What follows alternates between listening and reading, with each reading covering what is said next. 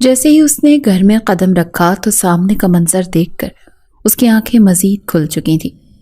سہانے موسم اور بارش نے تو ویسے ہی اس کے جذبات کو مزید بھڑکا دیا تھا۔ اندر لگی آگ کو وہ کم کرنے کی ہر ممکن کوشش کر رہا تھا، مگر وہ رات بار بار اس کے سامنے آ جاتی۔ بار بار جی چاہتا کہ وہ ایک بار پھر اپنی طلب اسی انداز میں پوری کرے جیسے ایک بار پہلے بھی کر چکا تھا۔ بادل گرج رہے تھے، بارش پہلے سے بھی زیادہ تیز ہو چکی تھی۔ سامنے چھت کی سیڑھیوں کی طرف بھاگتے ہوئے اس نازک کانچ سی لڑکی کو دیکھ کر وہ اپنے لبوں پر زبان پھیر کر رہ گیا۔ بارش تیز ہونے کی وجہ سے اس کے خد و خال واضح ہو چکے تھے، مکمل طور پر بھیگ چکے تھے۔ ایک لمحے کی بھی دیری کیے بغیر اور وہ اس کے پیچھے ہی جانے لگا۔ آج ہی تو صحیح موقع تھا، شاید گھر میں اماں موجود نہیں تھی۔ وہ چلتا ہوا چھت پر چلا آیا۔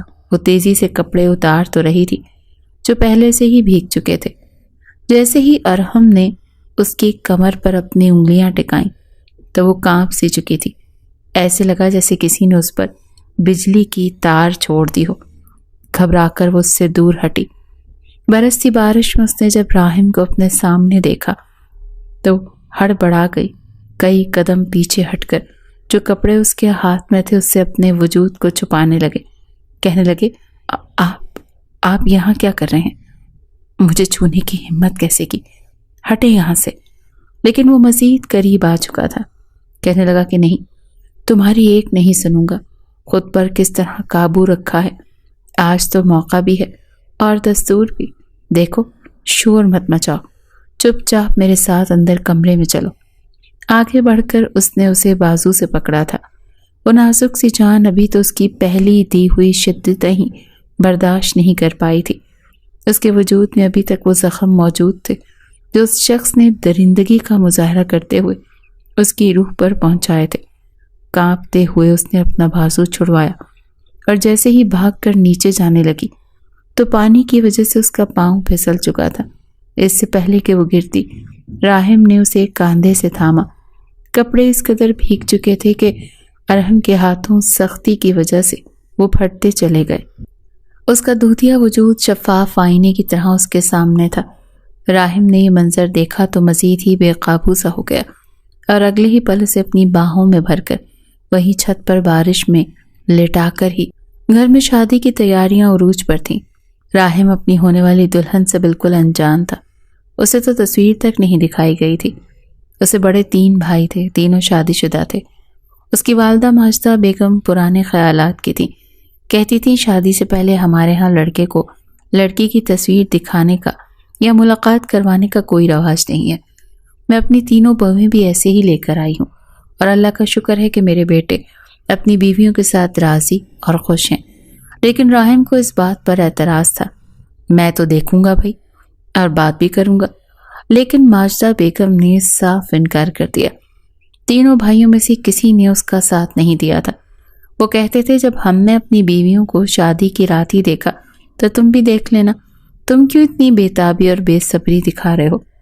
راحم کا شمار ان لڑکوں میں ہوتا تھا جنہیں شادی کا کچھ زیادہ ہی شوق ہوتا ہے۔ وہ شادی کو اپنا شوق پورا کرنے کا سامان سمجھتے ہیں، ذمہ داری نہیں۔ دل کے مچلتے ہوئے جذبات راحم کے دن بدن بڑھتے جا رہے تھے۔ کبھی کسی لڑکی کا تصور اس کی آنکھوں میں آ بیٹھتا تو کبھی کسی کا۔ پھر بھابھیوں نے تعریفیں بھی بہت کی تھی کہ تمہاری ہونے والی بیوی تو ہم تینوں کو مات دے جائے گی، اتنی خوبصورت ہے۔ یہ سن کر راحم کے اندر بڑھتے جذبات مزید بھڑکنے لگے تھے۔ جی چاہتا تھا کہ بس ہفتے دنوں میں ہی بدل جائے اور دن گھنٹوں میں، اور جلدی سے اس کی بیوی اس کے حجلہ عروسی میں بیٹھ جائے۔ جس دن اس کی شادی تھی اس کی بےتابیاں، اس کے جذبات ٹھاٹھے مار رہے تھے۔ بس نہیں چل رہا تھا کہ کیا نہ کر گزرے۔ دل ہی دل میں سوچ رہا تھا کہ پوری رات اپنی شدتیں اپنی بیوی پر بکھیرے گا، نہ خود سوئے گا نہ اسے سونے دے گا۔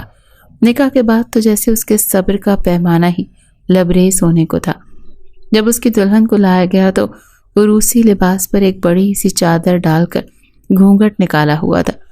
وہ جو کوئی بھی تھی بھاری لہنگا بڑی مشکل سے سنبھال پا رہی تھی۔ ساتھ اس کی بہنیں تھیں، کسی نے اس کا لہنگا پکڑا ہوا تھا تو کسی نے اس کا ہاتھ۔ جب اسے اسٹیج پر لا کر راحم کے ساتھ بٹھایا گیا اور دودھ پلائی کی رسم ہوئی۔ راحم کو سب کچھ بہت برا لگ رہا تھا۔ جیسے جیسے رسموں میں دیر ہو رہی تھی راحم کا غصہ بڑھتا جا رہا تھا۔ 3 بار اپنی اماں کو کونی مار کر کہہ چکا تھا، یہ رسمیں کب ختم ہوگی؟ ٹائم دیکھا ہے آپ نے؟ وہ کہنے لگی، کیا ہو گیا تمہیں؟ شادی میں تو دیر سویر ہو ہی جاتی ہے۔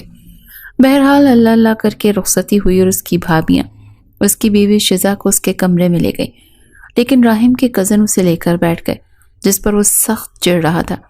نہ اس سے کسی کا مذاق برداشت ہو رہا تھا، نہ ہی کسی کا مذاق اچھا لگ رہا تھا، لیکن بہرحال اس کی شادی تھی، اسی لیے صبر سے کام لینا تھا۔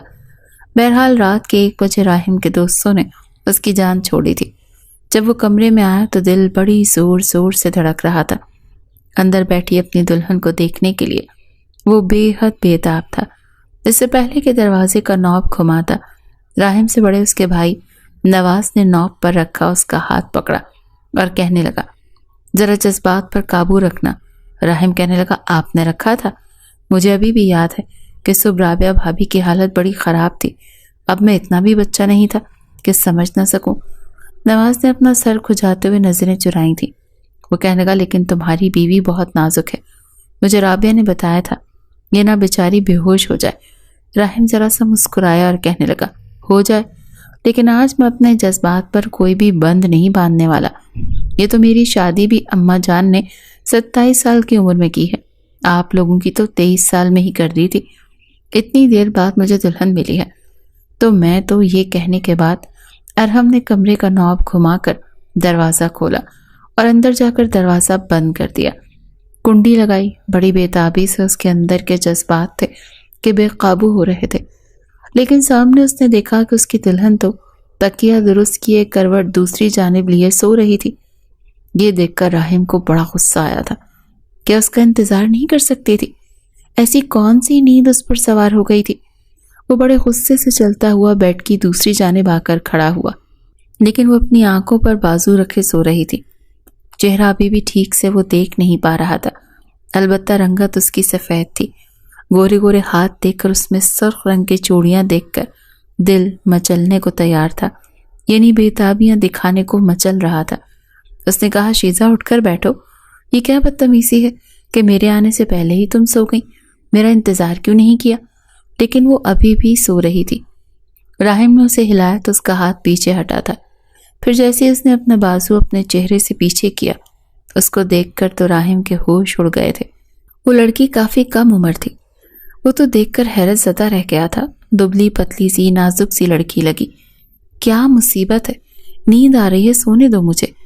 پہلے اماں نے اتنا بھاری لہنگا پہنا دیا ہے، اس کی آواز بھی بالکل باریک بچے جیسے تھی۔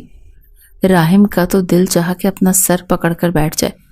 کیا سوچ کر اس کی ماں نے اس کی شادی اس سے 12 سال چھوٹی لڑکی سے کر دی تھی۔ پھر وہ لڑکی قد کاٹ کی لمبی ضرور تھی، لیکن نسوانی حسن نہ ہونے کے برابر تھا۔ اسے دیکھ کر راحم کے بڑھتے جذبات پر جیسے اوس پڑی تھی، اوپر سے اس کی بچکانہ حرکتیں، اسے بے تحاشا غصہ آیا تھا۔ کیا کچھ نہیں سوچا تھا اس نے اس رات کے لیے، اور اسے لگ رہا تھا جیسے اس کی ماں نے اس کے ساتھ بہت بڑی زیادتی کر دی۔ ایک تو لڑکی کم عمر، اوپر سے بالکل لاابالی، یقیناً شادی کے رشتے سے بھی واقف نہیں ہوگی، اور اس پر اس میں اٹریکشن کے لیے کچھ تھا ہی نہیں جیسا کہ راحم چاہتا تھا۔ اس نے تو اپنے ذہن میں یہی سوچ رکھا تھا کہ اس کے لیے اس کی ماں پسند کی لڑکی لے کر آئے گی۔ جس وقت اس کی ماں نے رشتہ دیکھنا شروع کیا تو راحم نے بڑی بے دھڑک انداز میں رشتے والی سے تصویریں دیکھنے کو کہا تھا، مگر اس کی ماں نے فوراً اپنا جوتا اس کی کمر میں گھسایا تھا۔ کہنے لگی کہ بے شرم، ہٹ یہاں سے۔ کہا نا، میں نے لڑکی میری پسند کی ہوگی تو اسے تب بھی دیکھے گا تو جب وہ تیرے کمرے میں تیری عزت بن کر بیٹھی ہوگی۔ وہ اپنی کمر سہلاتا ہوا کہنے لگا، اماں وہ تو ٹھیک ہے، لیکن بھائیوں کا دور اور تھا، میرا دور اور ہے۔ کم از کم مجھ سے کچھ مشورہ تو لے لیں، آخر کو شادی میں نے کرنی ہے، لڑکی بھی تو میری پسند کی ہونی چاہیے۔ اس کے ذہن میں یہ نقش بنا رکھا تھا کہ خوبصورت حسین سے ڈول جسم کی لڑکی ہو، سفید رنگت ہو، گلابی بھری گالیں، جنہیں دیکھ کر وہ دنیا و مافیا سے بیگانہ ہو جائے۔ اسے شروع سے ہی دبلی پتلی لڑکیوں سے چڑ تھی۔ آج تک اس نے لڑکیوں پر بری نظر تو نہیں رکھی تھی، لیکن ہاں، نسوانی حسن پر پورا اترنے والی لڑکیوں کو دیکھ کر وہ یہی سوچا کرتا تھا کہ میں بھی جب شادی کروں گا تو کسی ایسی ہی لڑکی کی عزت سے کروں گا جو ہر طرح کے لحاظ سے ایک خوبصورت شاہکار ہو، جس کے پہلو میں وہ ایک بار چلا جائے تو خود کو اس کی سرشاری سے نکالنا ناممکن سا ہو جائے۔ لیکن آج کیا ہوا تھا؟ اس کی ماں نے تو جیسی لڑکی اس کے پلے باندھی تھی جو دبلی پتلی سوکھی کانٹے جیسی تھی، رنگ ہی سفید تھا، نین نقش بھی ٹھیک تھے، مگر جس طرح کا فگر وہ ایک لڑکی کا چاہتا تھا ویسا اس میں کچھ بھی نہیں تھا۔ بالکل سلم اور فلیٹ تھی، جیسے کوئی تنکا کپڑے پہن کر کھڑا کر دیا ہو۔ اس پر شزا کا یوں بے نیازی سے سونا۔ وہ تڑک کر بولا، اٹھ کر بیٹھ رہی ہوں یا پھر میں اپنے طریقے سے تمہیں بٹھاؤں؟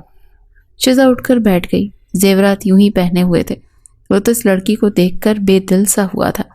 وہ کہنے لگی، کیا بات ہے؟ مجھے نیند آ رہی ہے، اماں نے صبح سویرے کا جگایا ہوا تھا۔ وہ کہنے لگا، تم سونے آئی ہو؟ تمہاری اماں نے اتنی کم عمر میں تمہاری شادی کیوں کر دی؟ کیا پاگل تھی تمہاری اماں؟ یہ سن کر اس کے ماتھے پر بل پڑے۔ وہ کہنے لگی، میری اماں کو پاگل کیوں کہہ رہے ہیں؟ اماں کہتی ہیں شادی اس عمر میں ہو جانی چاہیے۔ راہم کہنے لگا، شادی کے قابل بھی تو انسان ہو، خود کو دیکھا ہے تم نے؟ کچھ بھی نہیں ہے تمہارے اندر۔ پتہ نہیں میری ماں نے تمہیں کیا دیکھ کر پسند کر لیا۔ وہ بیڈ پر بیٹھ گیا۔ وہ بڑے غصے میں تھا۔ شزا نے ماتھے پر بل ڈالے۔ وہ اس کی بات سمجھ ہی نہیں پا رہی تھی کہ وہ کہنا کیا چاہ رہا تھا۔ وہ کہنے لگی، مجھے سب پتا ہے شادی کیا ہوتی ہے، اماں نے ساری باتیں سمجھا کر بھیجا ہے اور میں شادی کے قابل بھی ہوں۔ یہ سن کر بڑے غصے سے راہم نے اس کی طرف دیکھا۔ وہ کہنے لگا، اچھا چلو پھر بتاؤ مجھے کیا ہوتا ہے شادی کی رات؟ ایسا بھی تمہاری اماں نے تمہیں کیا بتا دیا ہے؟ وہ بڑے شوق سے اٹھ کر بیٹھ گئی اور آلتی پالتی مار کر بیٹھی ہوئی تھی۔ راہم کہنے لگا، چلو بتاؤ۔ وہ کہنے لگی، سب سے پہلے تو آپ مجھے منہ دکھائی دیں گے، چلو جلدی سے نکالے میری منہ دکھائی۔ راہم کہنے لگا، منہ دکھائی اسے دی جاتی ہے جس کا منہ پسند آئے، مجھے تو تمہارا کچھ بھی خاص پسند نہیں آیا۔ شزا نے اپنا منہ بنایا تھا، پھر کہنے لگی، ٹھیک ہے پھر میں بھی آپ سے بات نہیں کروں گی۔ اس وقت راہم کے جذبات اس قدر اسے تنگ کر رہے تھے کہ اس نے سوچا جو ہے جیسی ہے، کم از کم آج کی رات تو گزاروں۔ اس نے اپنی جیب سے ایک مخملی ڈبیا نکالی اور اس کے ہاتھ پر بے دلی سے رکھ دی۔ سوچا تو یہی تھا کہ اپنی بیوی کو انگوٹھی پہنائے گا اور بڑی محبت بھری باتیں کرے گا، لیکن شزا کو دیکھ کر اس کے دل میں محبت جیسے تو کوئی جذبات پیدا ہی نہیں ہو رہے تھے، البتہ دوسرے جذبات ضرور تنگ کر رہے تھے۔ شزا کو بھی پرواہ نہیں تھی۔ اس نے ڈبیا کھولی، سونے کی انگوٹھی دیکھ کر اس کی آنکھیں چمکی اور پھر اپنی انگلی میں پہن لی۔ وہ کہنے لگا، اب آگے؟ وہ کہنے لگی، آپ دودھ کا گلاس پئیں گے؟ سامنے سائڈ ٹیبل پر رکھا دودھ کا گلاس راہم نے پکڑا اور ایک ہی گھونٹ میں پی گیا۔ پھر اپنا منہ صاف کر کے کہنے لگا، اب؟ شزا کہنے کی، لائٹ بند ہوگی اور پھر صبح ہو جائے گی اور اس کے بعد پتہ ہے کیا ہوتا ہے؟ راہم کہنے لگا، کیا ہوتا ہے؟ وہ کہنے لگی، بچہ ہوتا ہے، مجھے بچے بہت اچھے لگتے ہیں، میرا کوئی چھوٹا بہن بھائی جو نہیں ہے۔ میں اماں سے کہتی تھی مجھے چھوٹا بچہ لا کر دو، مجھے چھوٹے بچے اچھے لگتے ہیں۔ اماں کہتی تھی شادی کر لو بچہ مل جائے گا۔ سچ بتاؤں تو میں نے شادی اسی لیے کی ہے، مجھے بچہ چاہیے جو میرا ہوگا۔ پتہ ہے میں محلے والوں کے بچوں کو جب پکڑتی تھی، پیار کرتی تھی تو مجھ سے چھین کر لے جاتی تھی۔ وہ بالکل بچگانہ انداز سے باتیں کر رہی تھی، لیکن اس کی آنکھوں میں بچوں کے نام پر بڑی محبت اور چمک تھی۔ راہم کہنے لگا، تمہیں لگتا ہے کہ بچہ بڑی آسانی سے آ جاتا ہے؟ وہ کہنے لگی، ہاں اور کیا، بس ایک رات کی ہی تو سونا ہوتا ہے، وہ بھی شوہر کے ساتھ۔ یہ سن کر راہم ہنسنے لگا، زور زور سے ہنسنے لگا، اور شزا کچھ خفت میں مبتلا ہوئی تھی۔ اسے لگا شاید اس نے کچھ غلط بول دیا۔ وہ کہنے لگا، وہ ایک رات ہی تمہاری چیخیں نکال کر رکھ دے گی، بڑی آئی بچہ پیدا کرنا ہے، پہلے خود کو آئینے میں دیکھو، تمہارے پاس بھی آنے کو دل نہیں چاہتا، چلو جاؤ کپڑے بدل کر آؤ، موڈ ہوا تو کچھ کر لوں گا ورنہ منہ ادھر کر کے سو جانا، بچہ چاہیے اسے۔ راہم تمسخرانہ انداز میں بولا تھا۔ شزا اٹھ کر کھڑی ہو گئی، اپنے زیورات اتارے، دراز میں پھینکے۔ ویسے بھی ساری جولری آرٹیفیشل ہی تھی، سونے کا کچھ نہیں تھا سوائے رونمائی کی انگوٹھی کے۔ پھر اس نے کپڑے تبدیل کیے، منہ ہاتھ دھویا۔ جب واش روم سے باہر کمرے میں آئی تو اپنی بندھی ہوئی چٹیاں کھولنے لگی تھی۔ یہ دیکھ کر راہم کے کچھ ہوش اڑے تھے، کیونکہ اس کے بال کمر تک لمبے تھے اور کافی گھنے تھے۔ چٹیاں کھولنے کے بعد اس نے بالوں کو کنگھا کیا اور آ کر بیڈ پر لیٹ گئی۔ وہ کہنے لگی، بتی بجھا دیں، مجھے روشنی میں نیند نہیں آتی۔ جیسے ہی راہم کے بیتاب نظریں اس کے بالوں سے ہوتے ہوئے اس کے چہرے پر سفر کرتے ہوئے کچھ نیچے کی جانب اٹھی تو دل پھر سے بیزار سا ہوا تھا، کیونکہ اس لڑکی میں نسوانی خوبصورتی بالکل نہ ہونے کے برابر تھی۔ راہم نے لائٹ بند کی اور دوسری جانب کروٹ لے کر سو گیا۔ شیزا بھی سو چکی تھی۔ صبح کمرے کے دروازے کی دستک پر راہم کی آنکھ کھلی تھی۔ اس نے شیزا کو اٹھایا اور کہنے لگا، اٹھو، نہا کر کپڑے بدلو اور میں دروازہ کھولتا ہوں۔ وہ کہنے لگی، ابھی تو مجھے نیند آ رہی ہے۔ وہ کہنے لگا، میں کیا کروں، نیند آ رہی ہے تو اٹھو جلدی سے۔ وہ بیزاری سے بولا تھا۔ شیزا اٹھ کر بیٹھ گئی۔ راہم نے شیزا کا ایک فینسی جوڑا نکال کر اسے دیا اور کہنے لگا، جلدی نہا کر پہنو اور 2 منٹ میں واپس آنا۔ وہ سر ہلاتی ہوئی واش روم چلی گئی اور راہم نے دروازہ کھولا تو اس کی تینوں بھابیاں تھیں۔ وہ کہنے لگی، تمہاری بیگم اٹھ گئی؟ وہ کہنے لگا، ہاں تیار ہو رہی ہے۔ بھابھی، آپ لوگوں نے اچھا نہیں کیا۔ راہم کی بات سن کر تینوں بھابیاں کہنے لگیں، کیوں، کیا ہوا؟ وہ کہنے لگا، اماں نے کیا سوچ کر اس لڑکی کو میرے لیے پسند کیا تھا؟ بڑی بھابھی کہنے لگی، پیاری تو ہے اور معصوم بھی ہے، ایسی لڑکیاں جلدی گھر کے ماحول میں گھل مل جاتی ہیں، اور جب ہماری شادیاں ہوئی تھیں تو ہم کون سا بہت بڑی تھی۔ وہ کہنے لگا، لیکن آپ اتنی بھی چھوٹی نہیں تھی، 18-19 سال کی تو تھی نا۔ بڑی بھابھی کہنے لگی، یہ تو تم اماں سے پوچھو، لیکن میرے خیال سے شیزا بہت پیاری ہے۔ راہم نے دل میں سوچا، پتہ نہیں کہاں سے پیاری ہے۔ پوری رات ایک لڑکی میری بیوی کی حیثیت سے میری بغل میں سوئی رہی اور مجھے کچھ بھی فیل نہیں ہوا، ورنہ اگر اس لڑکی میں کچھ بھی حسن ہوتا تو ممکن ہی نہیں تھا کہ راہم اسے رات کو بخشتا، لیکن یہ بات وہ اپنی بھابیوں سے نہیں کہہ سکتا تھا۔ بہرحال شیزا نہا کر کپڑے تبدیل کر کے آ چکی تھی۔ اس کی بھابیوں نے اسے تیار کیا اور کمرے سے باہر لے گئی۔ راہم بھی نہا کر شلوار قمیص پہن کر باہر چلا گیا۔ کچھ دیر بعد ہی اس کے بھائی اسے لے کر بیٹھ گئے، چھیڑ چھاڑ کرنے لگے۔ بہرحال اس نے یہ بات مناسب نہیں سمجھی کہ رات کی بات کسی کو بتائے۔ وہ ولیمے کی تیاریوں میں لگ گیا۔ رات کو ولیمے پر اس نے شیزا کو دیکھنے کی بھی زحمت نہیں کی۔ وہ بہت بیزار سا تھا۔ ولیمے کی رات بھی وہ دوسری جانب کروٹ لے کر سو گیا تھا۔ شیزا بھی کپڑے بدل کر سو گئی، مگر اگلی صبح ابراہیم کے تینوں بھائی اسے لے کر بیٹھ گئے۔ وہ کہنے لگے، بہت بری بات ہے، تم نے بنا ولیمہ پکا کیے ولیمے کی دعوت بھی کھلا دی، اپنی بیوی کو اس کا حق کیوں نہیں دیا؟ یہ سن کر ارحم کو کچھ حیرت ہوئی تھی۔ وہ کہنے لگا، ایسا کچھ نہیں، آپ سے کس نے کہا؟ بڑا بھائی کہنے لگا، ہماری بیویوں کو تمہاری بیوی نے خود بتایا ہے کہ تم کروٹ بدل کر سو جاتے ہو۔ نواز کہنے لگا، بلکہ تمہاری بیوی نے تو یہ تک کہا ہے کہ تم شاید نامرد ہو، اس لیے نئی نویلی دلہن کو ہاتھ تک نہیں لگایا۔ راہم میاں، شکر کرو کہ باتیں صرف ہماری بیویوں سے کہی ہیں، اگر کہیں اپنی کسی رشتہ دار سے کہہ دیتی تو جانتے ہو کیا ہوتا، تم پورے خاندان میں نامرد مشہور ہو جاتے۔ یہ بات ہے۔ سن کر راہم کو بہت غصہ آیا۔ ایک تو اس نے اس لڑکی کا احساس کیا، اس کی عمر کم ہے، دوسرا اس لڑکی میں ایسا تھا کہ کچھ بھی تو نہیں کہ راہم کو متاثر کرتا۔ اس پر اس لڑکی کا لگایا ہوا الزام وہ سوچ بھی نہیں سکتا تھا کہ اس کم عمری میں وہ یہ سب بھی کہہ سکتی ہے۔ وہ تو یوں تھا کہ پاگل ہو جائے گا، اتنا شدید غصے میں تھا۔ اوپر سے اس کے بھائی اسے بھگو بھگو کر تانے دے رہے تھے، اس کی مردانگی پر شک کر رہے تھے۔ نواز کہنے لگا، تم تو شادی کی رات بڑے پرجوش تھے، یہ کر دوں گا، وہ کر دوں گا، بے ہوش کر دوں گا، تم تو اس کے پاس گئے تک نہیں۔ میں نے کہا، پتہ نہیں تم کون سا تیر مار لو گے، تم نے تو کچھ بھی نہیں کیا۔ اس لڑکی نے صاف کہا کہ یہ شاید کسی قابل ہے ہی نہیں جو کروٹ بدل کر سو جاتا ہے۔ ایسی باتیں سن کر راہم کا غصہ عروج پر تھا۔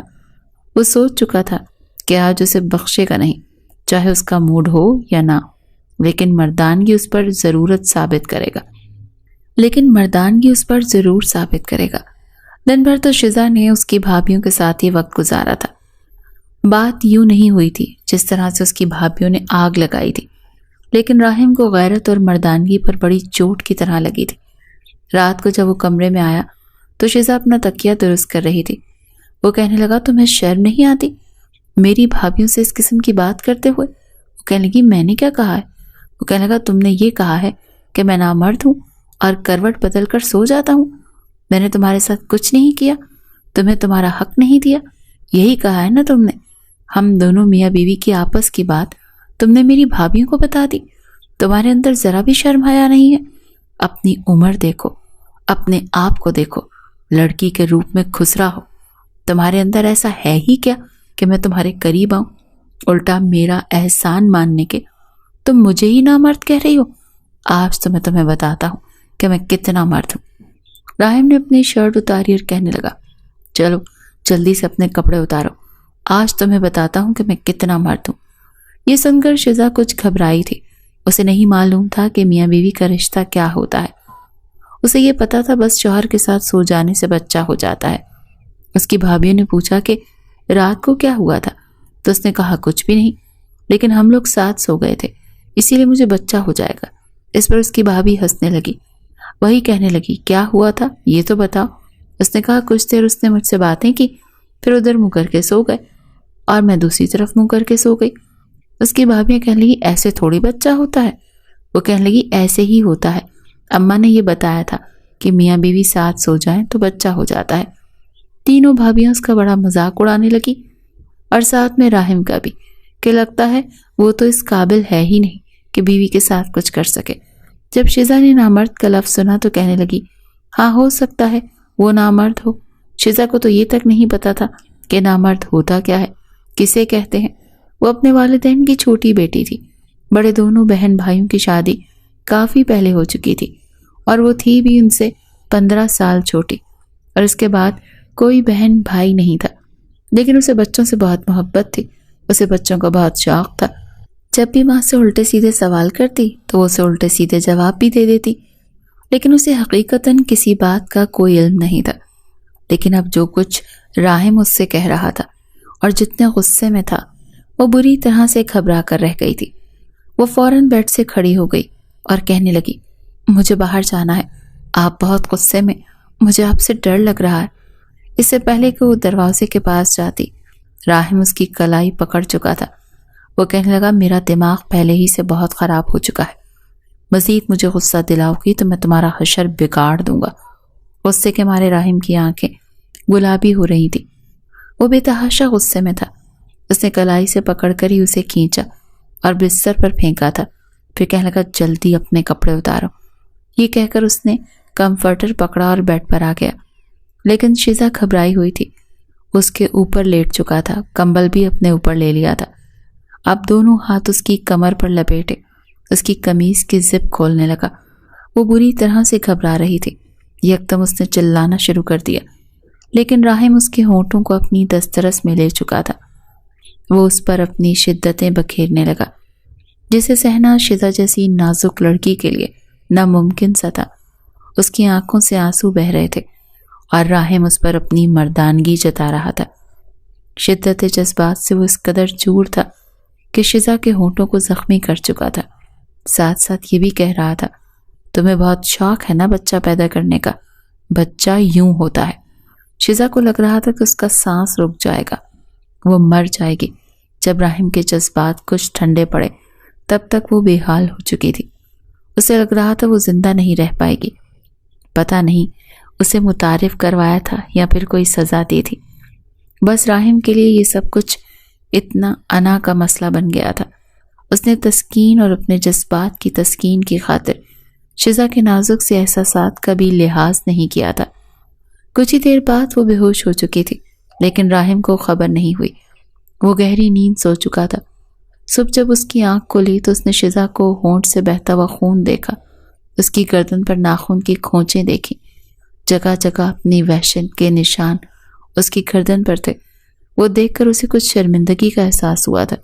اس نے ضرورت سے زیادہ ہی اسے اپنے جنون کا نشانہ بنایا تھا۔ اب اسے افسوس ہو رہا تھا۔ اس لڑکی کی آنکھوں سے آنسو ابھی بھی بہہ رہے تھے۔ وہ دھیرے دھیرے سے سانس لے رہی تھی۔ یہ دیکھ کر راہم کے 14 طبق روشن ہوئے تھے۔ وہ فوراً سے اٹھ کر بیٹھ گیا۔ شزا شزا کہہ کر اس نے ہلانے لگا، لیکن وہ نیم بے ہوشی میں تھی۔ آنکھوں سے آنسو بہہ رہے تھے، ہونٹ کپ کپا رہے تھے۔ جو حالت اس نے کی تھی، اگر وہ کسی کو بلاتا تو یقیناً اس کی ماں اسے بہت باتیں سناتی۔ وہ تو بری طرح سے گھبرا گیا تھا۔ اپنے آپ کو سرزنش کرنے لگا کہ یہ میں نے کیا کر دیا۔ وہ خود کو ملامت کرنے لگا کہ اتنا غصے میں آنے کی کیا ضرورت تھی۔ بہرحال اس کی حالت دیکھ کر لگ رہا تھا جیسے وہ جی نہیں پائے گی، اسے کچھ ہو جائے گا۔ اس نے جلدی سے سائڈ ٹیبل سے جگ اٹھایا اور گلاس میں پانی ڈال کر اس کے منہ پر چھڑکا اور کچھ اسے سہارا دے کر بیٹھا کر اس کے منہ پر گلاس لگایا، لیکن پانی اس کے منہ سے باہر گر گیا تھا۔ کچھ بھی اس لڑکی کے اندر نہیں جا رہا تھا۔ اب تو اس کے ہوش اڑنے لگے تھے۔ اس نے دیکھا صبح کے 5 بج رہے تھے۔ اس وقت کوئی نہیں اٹھتا تھا۔ اس نے شزا کو بیڈ پر لٹایا اور خود باہر نکل گیا۔ دیکھا تو سب کمرے بند تھے۔ گاڑی پورچ میں کھڑی تھی۔ اس نے گاڑی کی پچھلی نشست کا دروازہ کھولا، واپس کمرے میں گیا، شزا کو گود میں بھرا اور اسے ایک گاڑی کے پچھلی نشست پر لٹا دیا۔ مین گیٹ دھیرے سے کھولا اور گاڑی باہر نکالی۔ مین دروازہ بند کیا، چھوٹے دروازے کی چابی جیب میں ڈالی اور تیز رفتاری سے گاڑی چلاتا ہوا ہاسپٹل پہنچا تھا۔ ڈاکٹر کے پاس لے کر گیا تو ڈاکٹر پوچھنے لگی کہ اس کے ساتھ ریپ ہوا ہے۔ یہ سن کر راہم کا جی چاہا کہ چلو بھر پانی میں ڈوب مرے۔ کیا حال کیا تھا اس نے اس کا! اگر یہ کہتا کہ میں نے اپنی بیوی کا یہ حال کیا ہے تو یقیناً وہ ڈاکٹر اسے ٹکا ٹکا کر سناتی۔ وہ کہنے لگا جی اس کے ساتھ ایسا ہی کچھ ہوا ہے۔ ڈاکٹر افسوس کرنے لگی۔ وہ کہنے لگی بڑے بے رحم لوگ تھے، بچی کا کیا حال کر دیا ہے۔ لگتا ہے کسی ایک نے درندگی کا نشانہ نہیں بنایا، پتہ نہیں کتنے لوگوں نے اسے برباد کیا۔ آپ کو کیا یہ راستے سے ملی ہے؟ راہم کہنے لگا جی یہ میری کزن ہے اور اس کے ساتھ۔ راہم کو سمجھ نہیں آ رہا تھا کہ بات کو کیسے سنبھالے۔ ڈاکٹر کہنے لگی اچھا ٹھیک ہے، میں اس کا ٹریٹمنٹ کرتی ہوں، آپ یہ میڈیسن لا دیں۔ کچھ دوائیاں اس نے لکھ کر دیں، پھر کہنے لگی اس کے ساتھ کوئی لیڈیز نہیں آئی؟ کسی خاتون کو آنا چاہیے تھا۔ راہم کہنے لگا کسی کو خبر نہیں ہے کہ اس کے ساتھ یہ سب ہوا ہے۔ میں تو گھر جا رہا تھا تو راستے میں مجھے یہ گری ہوئی ملی۔ جب دیکھا تو میں فوراً سے ہاسپٹل لے آیا۔ ایک کے بعد ایک جھوٹ بول رہا تھا۔ ڈاکٹر نے سلپ پکڑائی تو فوراً سے اس نے چیزیں لا کر دیں، تمام میڈیسن لا کر نرس کو دیں۔ شزا کو ڈرپ لگائی گئی، انجیکشن لگائے گئے۔ 1 گھنٹے بعد اس کی طبیعت کچھ سنبھلی تھی۔ اس سے پہلے کہ شزا کچھ کہتی، راہم اس کے قریب آیا۔ وہ کہنے لگا ڈاکٹر کے سامنے منہ مت کھولنا پلیز شزا۔ شزا کی آنکھوں سے ابھی بھی آنسو بہہ رہے تھے۔ وہ ڈاکٹر کہنے لگی میں نے ٹریٹمنٹ تو کر دیا ہے لیکن یہ پولیس کیس ہے، آپ ایسا کریں پولیس سے رابطہ کریں، ہم اس لڑکی کو بنا انویسٹیگیشن کے نہیں چھوڑ سکتے۔ یہ سن کر تو راہم کے ہوش اڑے تھے۔ وہ کہنے لگا دیکھیں آپ اس لڑکی کو بدنام مت کریں، یہ لڑکی اس کنڈیشن میں نہیں ہے کہ کچھ بتا سکے، اور اگر یہ بات پھیل گئی تو آپ نہیں جانتی کتنی بدنامی ہو جائے گی لڑکیوں کی۔ میں آپ کو پیسے دے دیتا ہوں لیکن آپ اس کیس کو دبا دیں۔ یہ سن کر لیڈی ڈاکٹر نے اسے شک بھری نظروں سے دیکھا۔ وہ کہنے لگی کہیں تم نے تو اس کے ساتھ ریپ نہیں کیا جو تم اتنا ڈر رہے ہو؟ راہم کے تو چھکے چھوٹے تھے۔ وہ کہنے لگا نہیں میں نے کچھ نہیں کیا، میں اس لڑکی کی بدنامی ہی نہیں چاہتا۔ اگر میں نے اس کے ساتھ کچھ کرنا ہوتا تو یہاں تو نہ لاتا، کہیں پھینک دیتا۔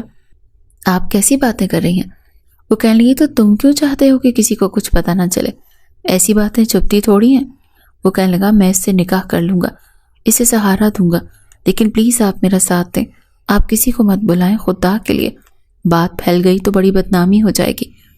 بڑی مشکل سے اس نے لیڈی ڈاکٹر کو راضی کیا تھا، پھر شزا کو اپنے ساتھ واپس لے آیا، لیکن وہ بہت خوف زدہ تھی۔ وہ کہنے لگا کوئی پوچھے تو کہنا تم واش روم میں گر گئی تھی۔ اس وقت تو وہ بڑے آرام سے بات کر رہا تھا، لیکن شزا گمسم تھی۔ میاں بیوی کے رشتے کا جس طرح سے آغاز راہم نے کیا، شزا کو نفرت سی ہو گئی تھی اور راہم بھی اس سے بہت برا لگنے لگا تھا۔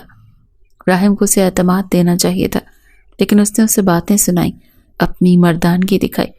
اس نے تو کچھ کہا ہی نہیں تھا، اسے تو کچھ پتا ہی نہیں تھا۔ جب وہ گھر آیا تب بھی سب سو رہے تھے، کسی کو یہ نہیں پتا چلا کہ شزا کے ساتھ ہوا کیا تھا۔ راہم پریشان تھا، اسے کمرے میں لے کے آ گیا، کمرے کی چادر تبدیل کی، اسے بیڈ پر لٹایا، پھر اسے گرم دودھ ہلدی ڈال کر دیا۔ وہ کہنے لگا اسے پیو، لیکن اب سب بیکار تھا کیونکہ شزا کے دل سے وہ مکمل طور پر اتر چکا تھا۔ شزا نے دودھ کا گلاس اس کے ہاتھ سے پکڑا، گھونٹ گھونٹ پینے لگی، لیکن آنکھوں سے آنسو جاری تھے۔ اس کا جوڑ چور ہو چکا تھا، بہت درد ہو رہا تھا پورے جسم میں۔ دودھ ختم کر کے وہ لیٹ چکی تھی، آنکھیں بند کر چکی تھی۔ راہم نے اس کے ہونٹوں کے زخم پر دوا لگائی، لیکن بیوی سے معذرت کرنا اسے اپنی اہانت لگ رہی تھی، اسی لیے معافی نہیں مانگی۔ وہ سو چکی تھی، رنگت ایک رات میں پیلی پڑ چکی تھی۔ راہم کو خود پر افسوس تو تھا، لیکن پھر وہی مردانہ انا اکڑ آ ہی جاتی تھی۔ صبح جب وہ کمرے سے باہر نکلا تو آفس جانے کے لیے تیار تھا۔ اس کی والدہ کہنے لگی شیزا تمہاری بھابھی اتنی اچھی نہیں ہے کہ روز روز ناشتے بنا کر دیں. تمہاری تینوں بھابھیوں نے ساتھ منع کر دیا کہ جتنی خدمت کرنی تھی انہوں نے کر لی. اب ساری ذمہ داری شیزا سنبھالے. اپنی والدہ کی بات سن کر وہ نظریں نہیں ملا پا رہا تھا. شیزا اس قابل نہیں تھی کہ چل بھی پاتی. وہ کہنے لگا کیا ہو گیا ہے بھابھیوں کو؟ 4 دن کام نہیں کر سکتی کیا؟ اور وہ آپ کی بہو ہے اماں، اتنی کم عمر لڑکی ہے. آپ نے میرے گلے باندھ دی.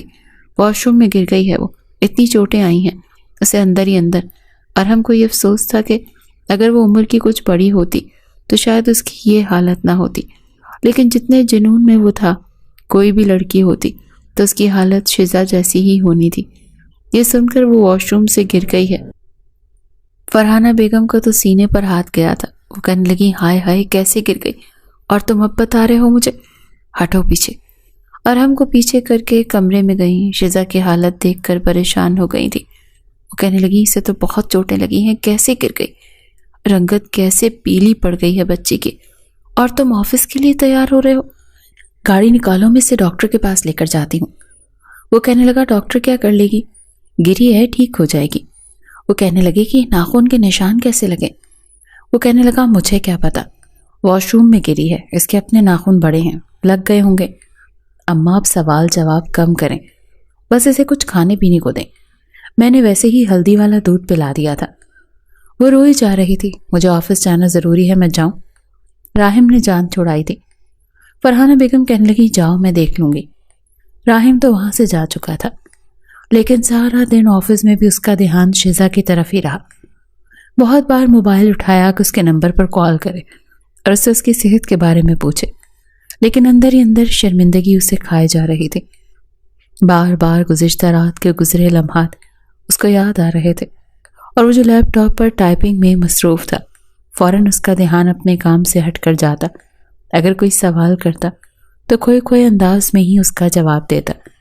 جس وقت آفس سے چھٹی ہوئی تو بھاری قدموں کے ساتھ آفس سے نکلا اور 10-15 منٹ تو ایک ہی جگہ کھڑا گہرے گہرے سانس لے کر خود کو مطمئن کرنے لگا. نہ جانے کیوں وہ آج گھر جانے سے کترا رہا تھا. گھر جاتا تو نہ جانے اس کی ماں، اس کی بھابیاں کیسی نظروں سے اسے دیکھتی، کیسے کیسے سوال کرتی. اگر کہیں اس نے نادانی میں بھابیوں کو سب کچھ بتا دیا ہوتا تو یہ پاگل لڑکی تو پہلے بھی نہ جانے کیا کچھ ان سے کہہ چکی تھی. یہی سوچ کر راحم خود کو سب کی نظروں میں شرمندہ سا محسوس کر رہا تھا. بہرحال گھر تو جانا تھا. آج وہ کافی لیٹ گھر پہنچا تھا. جیسے ہی گھر میں داخل ہوا تو سامنے اس کی بڑی بھابھی اسے گھر میں آتا دیکھ کر گھور گھور کر ہی اسے دیکھ رہی تھی، جبکہ دوسری بھابھی جو اس وقت کرسی پر بیٹھی رات کی بریانی کے لیے سلاد کاٹ رہی تھی، اسے آتا دیکھ کر فوراً اپنا دوپٹہ ٹھیک کیا اور منہ ہی منہ میں بڑبڑانے لگی. وہ گھبرا سا چکا تھا. ذہن میں وسوسے گردش کرنے لگے کہ کہیں شیزا نے سب کچھ بتا تو نہیں دیا. وہ بوجھل قدموں کے ساتھ جیسے ہی کمرے میں آیا تو سامنے فرحانہ بیگم اس سے ٹکرا گئی. کہنے لگی کہ آج آنے میں اتنی دیر کیوں کر دی؟ وہ جب نئی نئی شادی ہوئی ہے، بیوی تمہاری اس حالت میں صبح سے بستر پر پڑی ہے، نہ کچھ بولتی ہے نہ کچھ کھاتی ہے. ایسے لگتا ہے جیسے اس کے جسم سے کسی نے روح کھینچ کر الگ کر دی ہو. زندہ مورت بنی چھت کو دیکھے جا رہی ہے، اور تم تمام گھر میں داخل ہو رہے ہو. کیا باس سے کہہ نہیں سکتے تھے کہ مجھے جلدی جانا ہے، بیوی میری خیر سے صبح واش روم میں گر چکی ہے؟ راحم تھوڑا سا شرمندہ ہوا، پھر کہنے لگا اتنے دن چھٹی کی ہے، کام بھی بہت تھا، اسی لیے آنے میں دیری ہو گئی. شیزا کیسی ہے اب؟ فرحانہ بیگم جو شروع ہوئیں تو پیچھے دیکھنے کا نام ہی نہیں لیا. ساتھ اس کی تینوں بھابیاں بھی بولنے لگیں. ہم نے تو سوچا تھا کہ یہ آئے گی تو ہمارا کوئی ہاتھ بٹ جائے گا، کوئی سکون کا لمحہ ہمیں بھی نصیب ہوگا، مگر نہ جی. اماں نے بھی نئی نویلی بہو کو ایسا سر چڑھایا کہ جیسے ہم تو یہاں پر نوکرانیاں ہیں نا. صبح سے اس کو کبھی دلیا بنا کر دے رہے ہیں، کبھی اس کی فرمائش پر کسٹرڈ بنا کر دے رہے ہیں. لیکن نہیں، مہارانی نے فرمائش بھی کی تو کیا، مجھے نوڈلز کھانے ہیں، وہ بھی چٹپٹا فلیور. تمہارے بھائی سپر اسٹور سے جا کر اس کا وہ چٹپٹا فلیور لے کر آئے ہیں، اور اب اس نے کھا کر سکون کی نیند دی ہے. اوپر سے اس کے مائکے سے سب لوگ ملنے بھی آ رہے ہیں، وہ الگ، ہم بریانی پکاتی پھر رہی ہیں. فرحانہ بیگم نے اس بات پر اپنی بہو کو ڈانٹ دیا تھا. شرم کرو، ابھی 2 دن نہیں ہوئے آئے ہوئے اسے، اور تم لوگوں نے یہاں پر شور شرابہ ڈال دیا ہے۔ خبردار، میں نے اس سے پہلے بھی اپنے گھر کا ماحول بگڑنے نہیں دیا اور اب بھی نہیں دوں گی۔ تم لوگوں کے بھی جب مائکے سے اور پتہ نہیں کہاں کہاں سے سہیلیاں رشتہ دار بلا وجہ منہ اٹھا کر آ جاتے ہیں تو میں نے انہیں دسترخوان پر کبھی کسی چیز کی کمی نہیں آنے دی۔ مجھے فرحانہ بیگم تو اپنی بہو کو اچھا خاصا سنا چکی تھی، جب چپ چاپ منہ بسوڑتی ہوئی دوبارہ سلاد کے پتے کاٹنے میں لگ گئی تھی۔ ان سب کی باتیں سننے کے بعد راحم کا تو دماغ گھوم کر رہ گیا تھا۔ وہ کمرے میں آئے تو سامنے شزا ابھی بھی کمبل پر منہ کیے سو رہی تھی۔ شاید اسے پتہ چل چکا تھا کہ راحم آ چکا ہے۔ وہ اس کے قریب آیا اور کمبل اس کے چہرے سے ہٹایا۔ ایک نظر اس کے چہرے پر ڈالی تو جیسے اس کا سانس ہی رک چکا تھا۔ پہلے جو چہرے پر صرف سرخ نشان تھے اب نیل میں بدل چکے تھے۔ گردن پر موجود ناخنوں کے نشان پہلے سے گہرے ہو گئے۔ یہ دیکھا تو وہ گھبرا سا گیا۔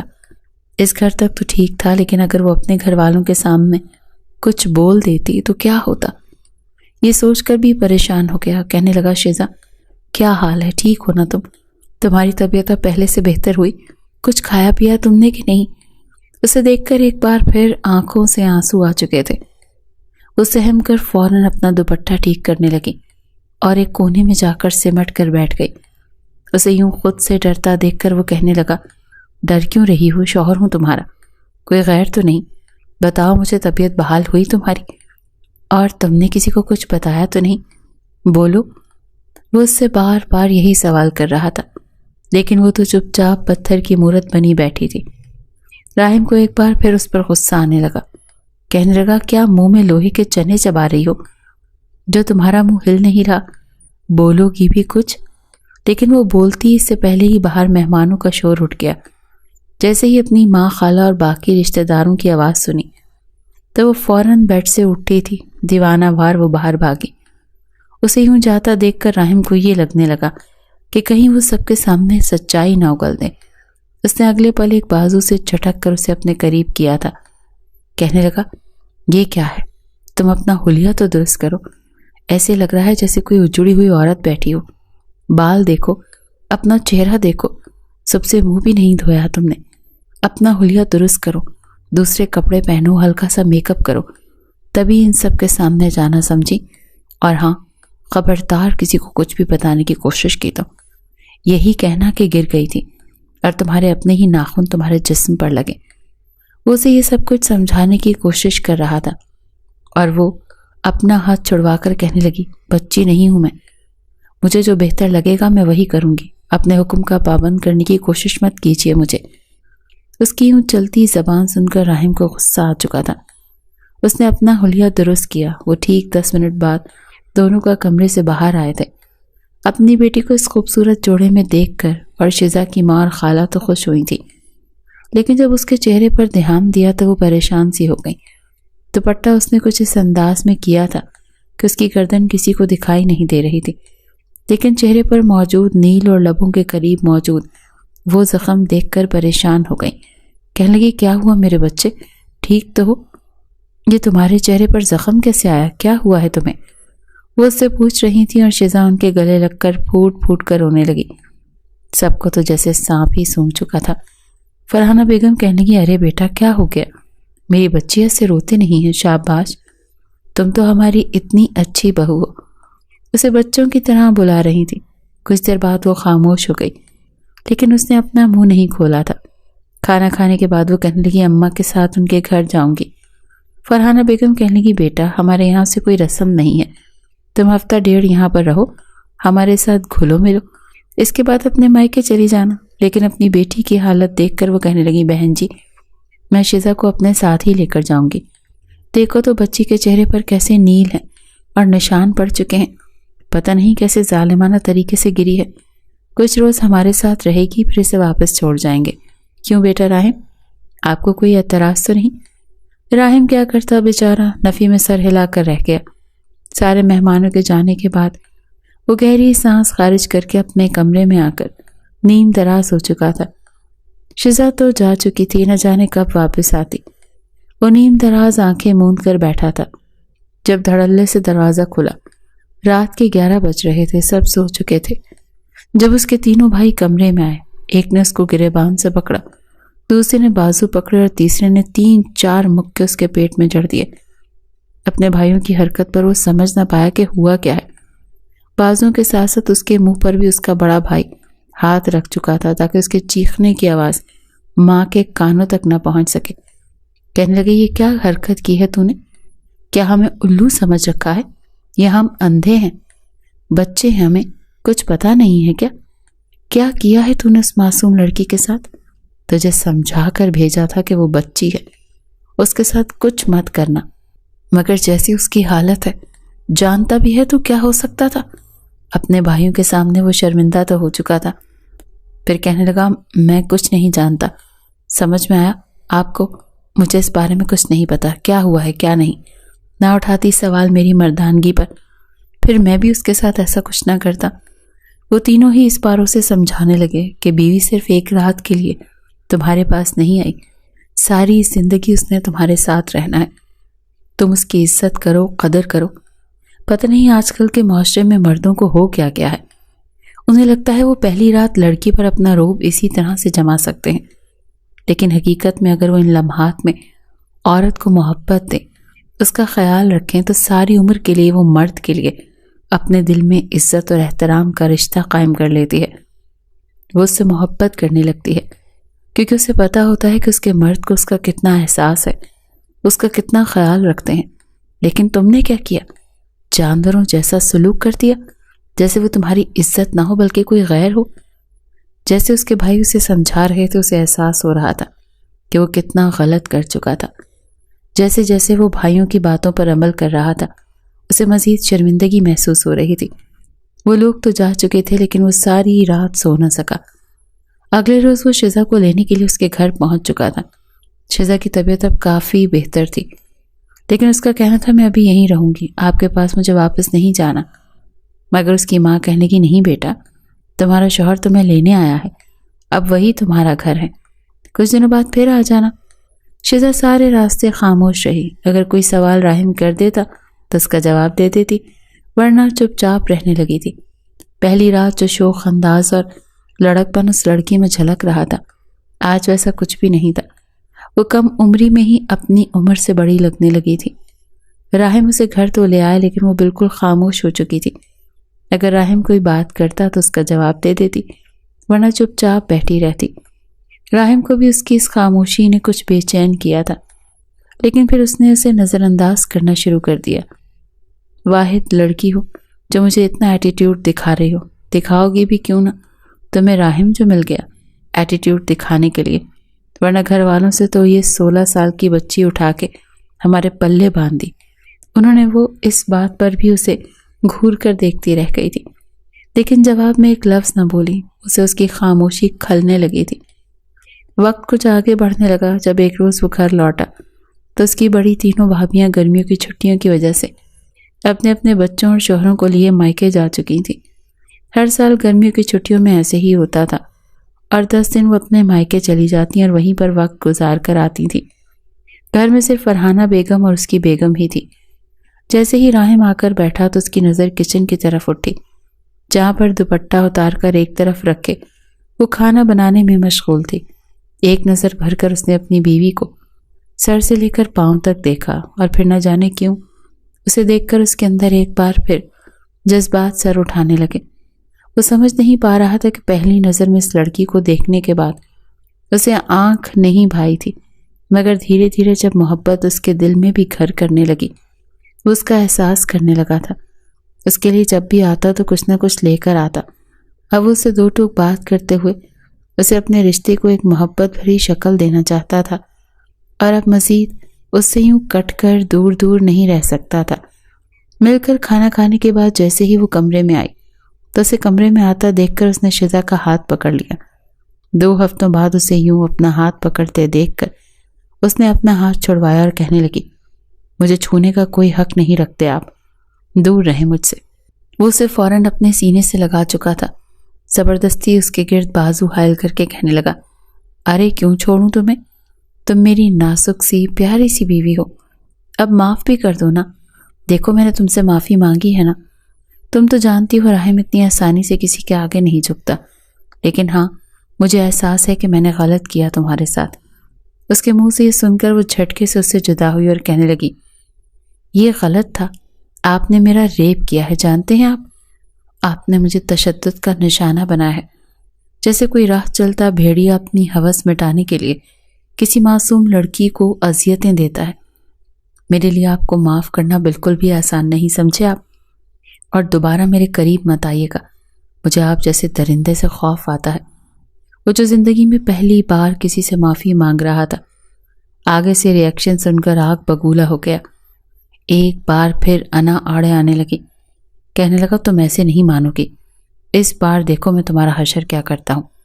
بتاتی پھرنا پھر سب کو کہ شوہر نے کچھ ایسا کیا ہے کہ میں اب اپنی کمر بھی سیدھی نہیں کر سکتی۔ اس سے پہلے کہ وہ اس کے قریب آتا، وہ چیخنے چلانے لگی، رونے لگی۔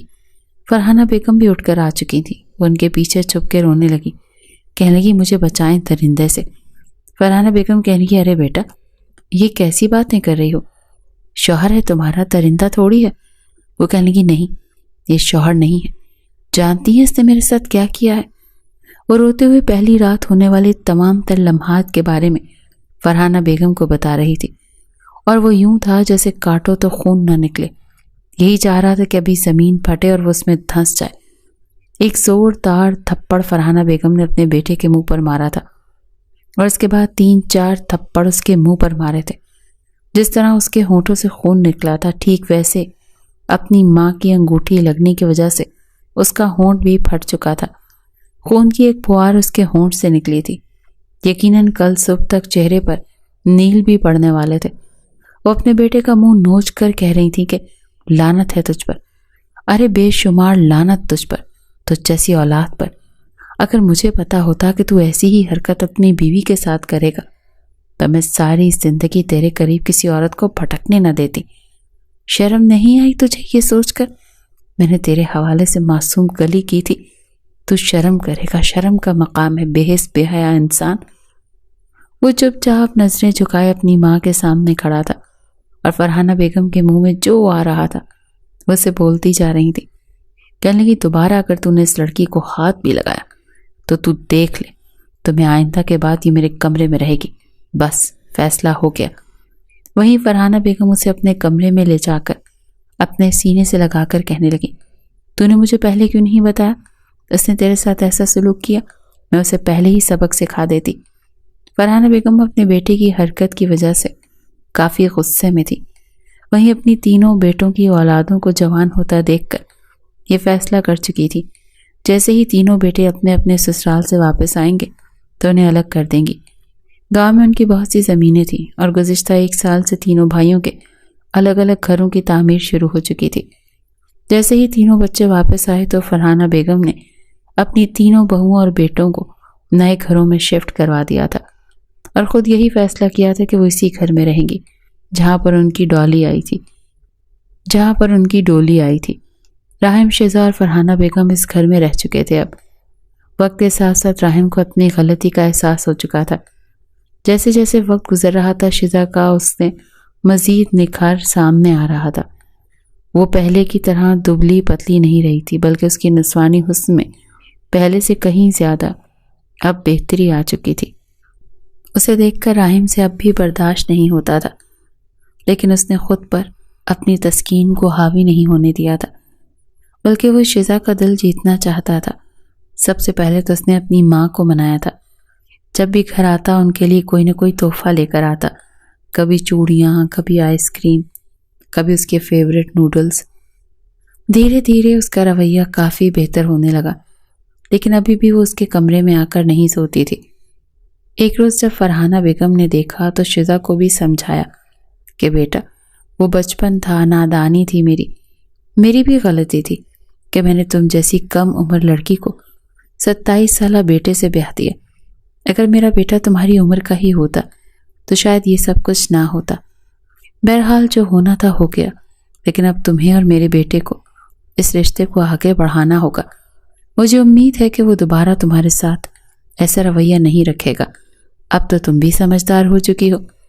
شہزاد نے اپنی ساس کی بات پر حامی تو بھر لی تھی، دھیرے دھیرے اس کے دل میں موجود خوف بھی کم ہونے لگا۔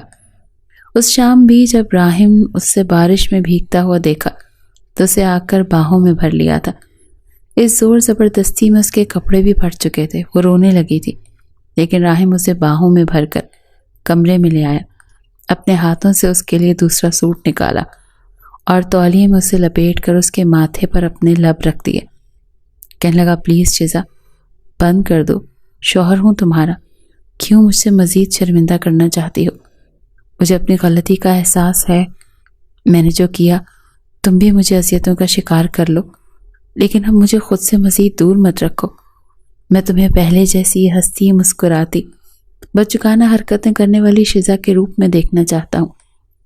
شیزا پہلے تو بے رخی دکھاتی رہی، کہنے لگی، مجھے آپ کے ساتھ کوئی رشتہ نہیں رکھنا، اگر اتنا ہی شوق ہے نا یہ سب کچھ کرنے کا تو جائیں دوسری شادی کر لیں۔ راحم یہ سن کر حیران ہوا تھا، اس کی آنکھیں تو کھلی کی کھلی رہ گئی تھیں۔ کہنے لگا، اچھا سچ کہہ رہی ہو، میں دوسری شادی کر لوں؟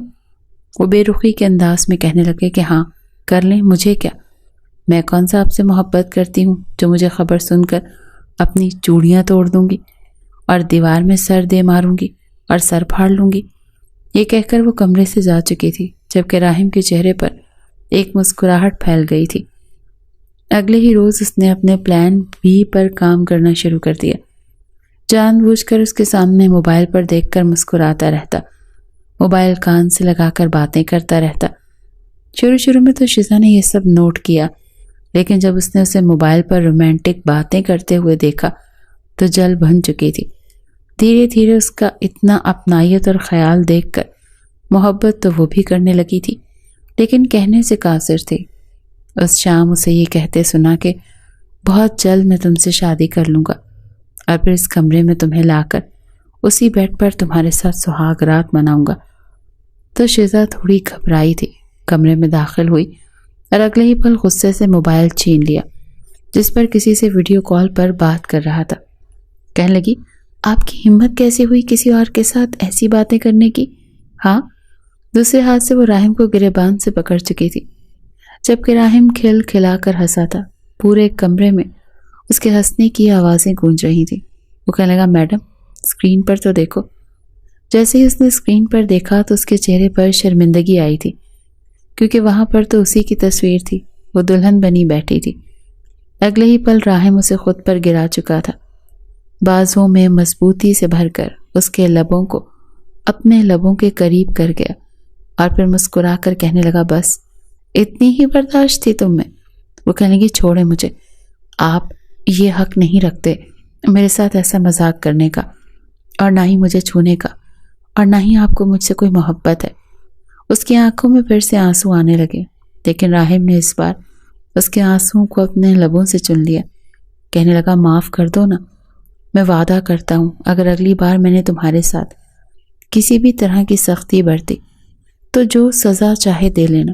شیزا نے اس کی بات سنی تو کہنے لگی، پکا دوبارہ میرے ساتھ کریں گے جو بچوں کی طرح منہ بنا کر کہہ رہی تھی؟ راحم کہنے لگا، چاہو تو آزما لو۔ اگلے پل وہ شرماتے ہوئے کہنے لگی، اچھا دروازہ تو بند کر دو، اس کی کیا ضرورت ہے؟ اس نے اپنا چہرہ راحم کے سینے میں چھپا لیا تھا۔ اس کی پسند دیکھ کر راحم تو جیسے خود کو الگ دنیا میں ہی محسوس کرنے لگا۔ باہر بادل برس رہے تھے، بارش ہو رہی تھی، اور وہ اسے اپنی باہوں میں بھر کر اپنی شدتیں پیار اور محبت سے اس پر لٹا رہا تھا۔ شیزا مسکرا کر اپنا آپ اسے سونپ گئی تھی۔